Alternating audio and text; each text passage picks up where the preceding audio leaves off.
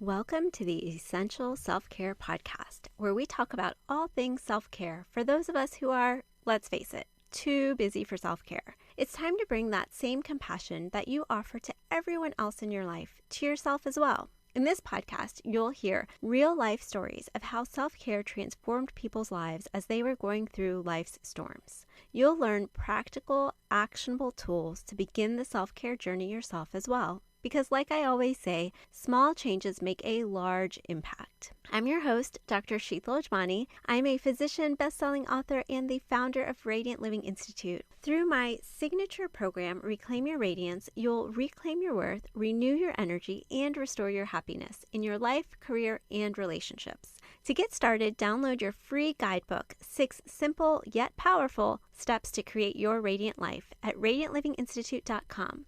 Quick disclaimer before we get started, the information in this podcast is for educational purposes only and is not medical advice. Always seek the advice of your own medical practitioner and or mental health provider about your specific situation. Now, let's get started. Today, I have the pleasure and honor of welcoming Tanya MFK. Tanya and I go way back to 2015 when we met through a yoga teacher training program in Costa Rica. We kept in touch, and years later, when I was looking to start working with a business coach, Tanya was the first person I reached out to. So this lovely lady here today is a dear friend, mentor, colleague, and my personal business coach. She is the founder of Success by Design, a coaching program where she brings over 20 years of global business development and marketing experience to help clients ditch the hustle and one-size-fits-all strategies to instead create a vision, plan, and systems that work for you to design success on your terms and live your best life. I'm so excited to have you here, Tanya. Welcome to the Essential Self-Care Podcast.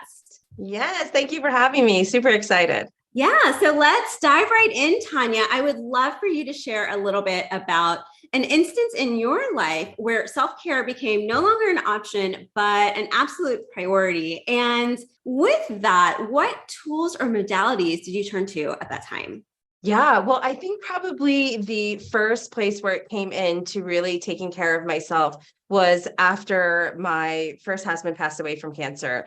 And that was a huge wake-up call in general to paying attention to my health, to my mindset, to where I was, because there were so many emotions and so many things going on in my life that I was literally forced to have to find ways to work through this new place in my life, this grief and this process. But the other part of that was when it started to intersect with trying to do all the right things. And for those who, you can't see me right now, but I'm going to do air quotes, like the right things.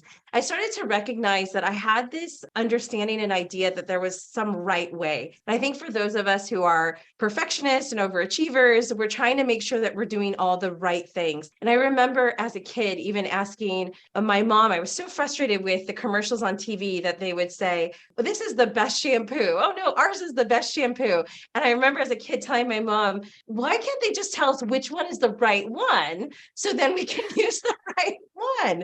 And it was so hard for me to understand that there actually isn't such a thing. So in my pursuit of that, I found lots of great tools. To answer your question, there were lots of amazing things. I was doing Ujjayi breaths. I was waking up early. I was, meditating. I looked into yoga, all of the different modalities and things that you could do. There were incredible processes, visualization, all of those that I loved. But for myself, I actually came to the other side of that, which was that they almost became a burden and a stress and an overwhelm because my morning routine was turning into like a 2-hour stress session to make sure I did all the right things. There's so much that you shared in there. I want to just kind of touch on a few key points. First of all, it really stuck out to me one of the words that you said when your first husband passed away, and you said that you were really forced to find these ways to practice self-care. And one thing I always say, and one of my earlier episodes was actually titled Crisis as a Catalyst.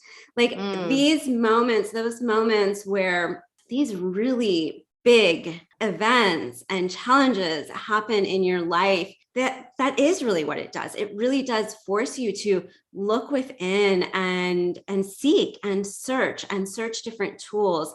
And so it really is that catalyst for exploring different parts of yourself, for understanding yourself better, and for expanding as well into ways that maybe you wouldn't have otherwise. Yeah, And I feel like there's almost this alarm that goes off that like is like it's like the fire alarm. You could see smoke, but eventually the fire alarm goes off and it's like you don't get to ignore this anymore. You yeah, have to do something or else. Like right. it's Because really the alarm goes off. yeah, and like it's like, I know this is something that you talk about quite often about about the busyness in our lives, how we tend to Mhm. stay so busy, right? And through that, in many ways, distracted from really Yeah. looking at our lives, really looking at what's going on and what we need in all parts of our lives, including self-care. And, one of the things I mentioned this in that episode that I shared earlier about crisis as a catalyst. I actually read this in one of Glennon Doyle's books, Love Warrior, where she said that the word crisis means to sift. So in those Mm. moments of crisis, those are moments where you literally let everything else go, everything else that Yeah. is no longer serving you.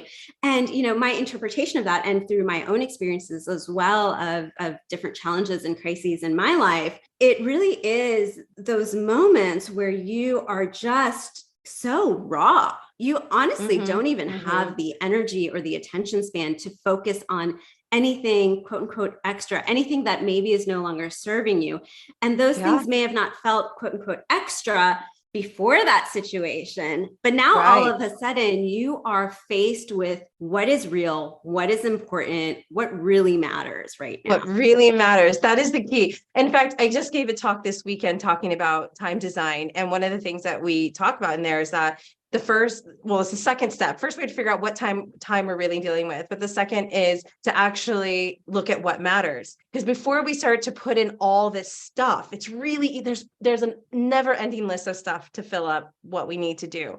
But if we don't really look at what matters, then we're going to fill it up with stuff that literally doesn't matter. And so when we are pushed into these situations, all of a sudden we find time. All of a sudden we have room for the thing that matters. Right. And what I always caution people though, is that it's great that something wakes you up, but let's not wait for trauma and tragedy to be the thing that wakes us up to go, I should be taking care of myself. I should be tending to myself. I'm waiting for this perfect time in the future where I will finally go, okay, now it's calm. I can pay attention to me. There's not going to be a me left. There's not going to be anyone with the wherefore, the motivation, the heart, the understanding to take care of it if you don't do it now. It is a now thing. You are a now thing, right? You exist right now. And to find those tools and those processes that are going to support you, if you can figure them out in the midst of tragedy and like horrible things happening, imagine what you can create in times of peace and joy, right? Right. Imagine what you can find out before it's too late, kind of idea, right? Like it's never truly too late, but before, what we can create when it's not in that chaos, you have even Right. much more power to Right. choose Before these that tools. situation that quote Yeah. unquote forces you into Yeah. it, And the resilience you'll Yeah. have in those times because of the tools you've brought now, because of making moments for quiet time, for setting the tone for your day, for meditation or visualization. One of the things I love about visualization is it's not just a nice idea or any of that. There's a lot of neuroscience behind it, that the brain doesn't know the difference between real or imagined. Mhm. This is why we can cry at movies, even though we go, well, those people aren't real. But our body responds to this sad situation, even though we know there's a guy behind a camera filming it. It responds to it with a true emotional response because our brain doesn't know the difference. So when we can walk through the visualization of accomplishing something, when you can walk through the visualization of your next day going, tomorrow is going to be maybe a tough day. Maybe I have a big test, or I'm dealing with somebody who's difficult, a difficult manager or leader. And you can walk through and process in your mind how you're going to handle it, how you're going to show up, how you're going to show up in joy or resilience. Your brain takes that as a real event that's happened. So when the time comes that it happens in reality, your brain goes, oh, we've done this before. This is like the second or third time we've done it. We know what to do. Let's handle it. So like visualization, I know as we're coming back to kind of the self-care tools, is one of my favorite because of that. It's so simple and so powerful to walk through the way you want to see your day or the way you want to handle an experience. I'll give one more example of that. Is like, I grew up in California, so traffic is our life, right? Like traffic is what you do. And most of us have this idea that we don't want to be jerks in traffic. We don't want to let it get on our nerves. We don't want to let it turn us into this like grumpy person in the morning. But if you don't identify how you want to act instead of yelling at the person who just cut you off or the other person who's driving like a jerk, if that's not how you want to react, you have to rehearse how you're going to act instead. And the simple act of visualization and walking through that process can help you literally rehearse who you want to be and how you want to show up. So moms, great thing dealing with the kids, people in relationships, work, anything, anyone, any human listening who experiences life, visualization is a really, really incredible tool. Yeah, I love that. And I love process. what I'm looking at this, what you just shared in kind of two different aspects and two different ways. One of those is what you said about how our brain processes what we see, whether that's in real life or on TV, what we see, honestly, whatever we take in through our five senses. So what we see, what we hear, our brain processes that as real, as happening in real time in our lives. And so that being said, one practice of self-care that we can offer to our listeners today is also being really mindful about what you are allowing your five senses to take in. So being very mindful about what you are watching and what you are listening to, and when you're watching and listening to those as well, right? You know, again, avoiding disturbing or upsetting news late at night or while you're eating. And there's a lot that we can talk about there, but I just wanted to mention that's also one way to kind of look at that point that you made with regards to self-care and what we are taking in and how our brain processes. A really easy to remember tool that they can use for that. We have a thing that we do with our clients called None for 90. So the first 90 minutes of your day, no external input, right? So you can output, you could work on a project, you can do something like that, but opening social media, opening your email, turning on the news, it is Russian roulette for your emotions. You do not have control over what that input's going to be. It could be amazing. It could be the funniest cat video you've ever seen, or it could be the most disturbing news that you've seen. And going in and playing that game of roulette to say, how will I set the tone for my day? I don't know. Let's Instagram decide. Let the news decide. Like, no, thank you. So that None for 90, protecting the first 90 minutes of your day to be able to, for you to choose to set the tone. You set the input. You set what's going to happen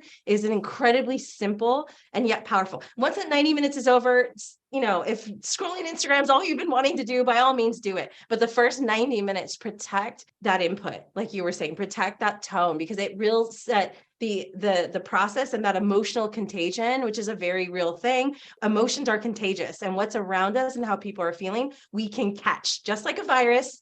And so what you want to do is have that same protection from the virus, at least for the first 90 minutes of your day. Absolutely. And this concept of emotional contagion, actually a guest recently came on and spoke with that. She's a marriage and family therapist, Angel Myers. So if our listeners haven't tuned into that episode, definitely tune in. She talked a little bit more about this idea of emotional contagion with regards to our relationships. And then, you know, I'm a big fan of, we both are big fans of these morning routines, and there's so many reasons for that, but it is also very empowering, like you said, of you being in control of what you are going to expose yourself to during that initial part of your morning and your day is a very empowering way to get your day started, as well as an intentional way to get your day started, as well as perhaps another opportunity to practice what you described of that visualization if you know something for your day that is coming up. I want to backtrack here a little bit, because when we started out, another thing that you had mentioned was you started trying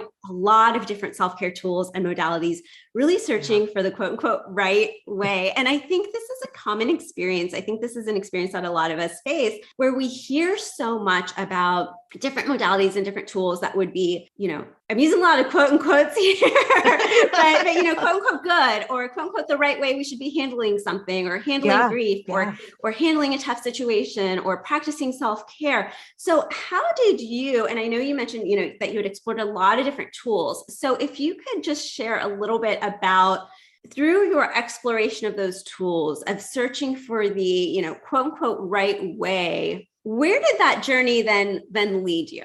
Yeah, no, so this is great. So what's interesting is that I think as the listeners and anyone here who's on this journey will start to explore all these different things, the wonderful and frustrating part they'll learn is that they're all great. Like breathing in the morning is amazing. Like cold water immersion. Yes. You want to go for a walk, get light at a certain time of your morning. Make sure that you have this amount of protein by this amount of day. Drink water, have some lemon water. I mean, we can go on and on, right? Are you stretching? I mean, we can go on with so many things. Say your affirmations in the mirror. Like literally, if you are anything like me, and then you go and you make a schedule and you go, okay, for 5 minutes, I'll do affirmations, and I'm going to do visualization, then I'm going to do my breathing, then I'm going to do my yoga, then I'm going to do this. Like the next thing I knew, I had like a 2-hour morning routine that was almost stressful because I was like, I got to do this. I got to do it because it's all so good for me. And yes, there were great results in some ways for that.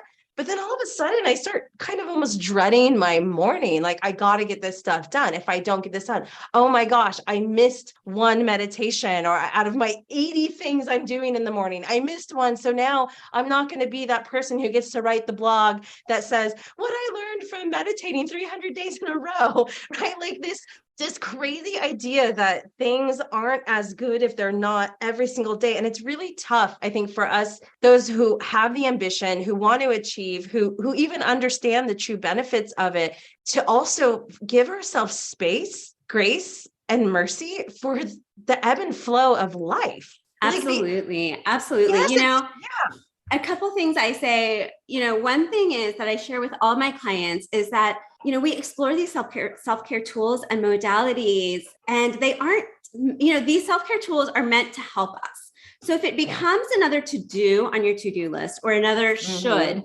or, if it starts to feel like a chore that you're, as you said, dreading to do, well, then it's kind of defeating the purpose, right? Like the purpose is for it to help you feel good. So if that means instead of the 2 hours doing all of these different modalities within that 2 hours, if that means actually, cutting it down and just picking one of those tools, another thing I always say is that small changes make a large impact. So picking maybe just a small, one thing that you do for like 5 minutes, at least just to get started and to try it out, that's a great place to start. That's a way. But if you find that self-care is starting to feel like a chore or another to do on your to-do list, I think that's a moment to step back, just take another look at that, and pick something that you're going to enjoy. That's going to feel fun. That's going to feel that's the fire alarm again, right? Right. That's the fire alarm. Exactly. There's the tension, there's smoke somewhere. And I think the things that are supposed to help create freedom for you, mental freedom, physical freedom, when the things that create freedom literally become burdens, that's our sign that something's off, right? When it becomes too heavy to carry, it's like, wait a minute, what was the purpose of this? Was it to do all the check marks on my to-do list? Was it to say, look how good I am? And I'm talking to you, perfectionists and overachievers. Was it to say, look how good I am? Or was it to help how you feel? Was it to help how you function? When we remember the purpose, then all of a sudden we can start letting go of what's right. And I know, like for myself, this felt so silly and yet so powerful at the same time, was to go, oh, I don't have to do what's right. I have to do what's right for me. Yes. That is huge, right? It's not just what's right. It's what's right for you. And the only way to actually figure that out is to just explore. Try different modalities, explore and check in. Like you said, if you start noticing kind of those alarm signals going off in your body, mind, and emotions, check in with that, notice that, and then redirect, and the other wonderful thing is that none of that is lost. You're constantly just filling up your toolbox. Like you said earlier, towards the start of this episode, is that you may need different self-care tools during different times. It may not be that in this time of your life, you need to do the full 2-hour routine, but there may be a time where, okay, I've tried out some of these practices. This is in my toolbox. I know I can come back to it when I need to. It's a season. It's a season, and each morning may be a different season. Every couple months may be a season. Some mornings, waking up and meditating may be the most nourishing thing for you, and other days it might be reading a book. Other days it might be staring out the window with your cup of coffee. And so the most important thing is yes, be aware of these tools. try them out, see what lands for you in general, understanding that your core job is to actually check in with you and to say, hey, Tanya, what do you need right now? And the more self-awareness is the way that we're going to find out the right self-care, right? Because if we go, well, okay, here's the Band-Aid, and we don't ask what's wrong, we just go, well, Band-Aids are the thing, and we just stick Band-Aids all over. Well, one day it might be a cut, but another day it might be a broken arm, and it's not going to require the same care. And so if you don't sit there, and if a doctor doesn't ask, hey, what's wrong? And they just go, here's the Band-Aid, then we're obviously not getting to the issue. And too often we're doing that to ourselves. We're doing it with our nutrition, we're doing it with our mindset, we're doing it with so many things. So your first goal is actually not to pick what the top CEO is doing and go, well, that's what I should be doing. Like you said, letting go of the shoulds. It's checking in and going, right now, I notice. That's the most powerful journal prompt I've ever heard, or even just you having a moment with yourself. Right now, I notice I'm feeling down, or I notice I'm feeling actually really energized.